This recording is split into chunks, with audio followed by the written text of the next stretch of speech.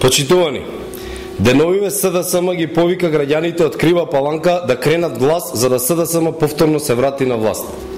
Наместо работно лето по грчките острови им препорачуваме да ги посетат граѓаните од Крива Паланка кои останаа без работа буквално на улица во времето кога СДСМ им ги затвори фирмите.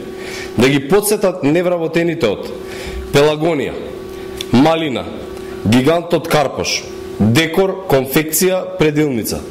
Фирми кои се затворија во времето на СДСМ и Бранко Црвенковски. Невработените од Тигар, Угостител, Бентомак, Рудник, Пролетер, Крива река, 8 октомври, фирми кои се упропастија во време на СДСМ и Бранко Црвенковски. Како и да ги посетат невработените на Рудник, Тораница, Килимара, исто така затворени во времето на СДСМ. Се на се, над 5000 отпуштени работници во Крива Паланка од приватизацијата на Бранко Црвенковски. Тоа се над 5000 семејства оставени без екзистенција во град со 15.000 жители. Значи половина од семејствата беа доведени до работна екзистенција поради погубните политики на СДСМ и Црвенковски. Кога веќе ќе отиде Црвенковски во Крива Паланка, нека им објасни на граѓаните зошто не ја изгради пругата кон Бугарија, која вети дека ќе ја доврши за само 2 години. СДСМ треба да им објасни зошто кадрите од оваа партија кои доаѓаат од овој град со прст не мрднаа за Крива Паланка. Каде е градоначалникот на Карпош Тевче Екимовски, кој поддржи конј Крива Паланка?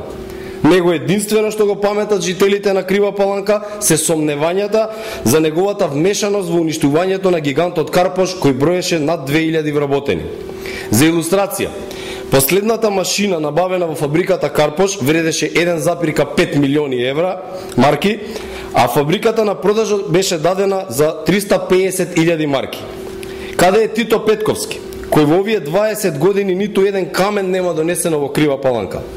Милојко Ангеловски, поранешен директор на Бентомак, фирма која отиде во стечај, подоцна пратеник од СДСМ Крива Паланка. По мандатот беше осуден за криминална приватизација, но како по обичај беше аболициран од Бранко Црвенковски. Драги Трајчевски, поранешниот градоначалник, која задолжи општината со 650.000 евра, кој со евиденцијата има прокнижено дека во местноста Бојанов дол има изградено целосна канализациона мрежа, а на терен нема никаква трага од тоа.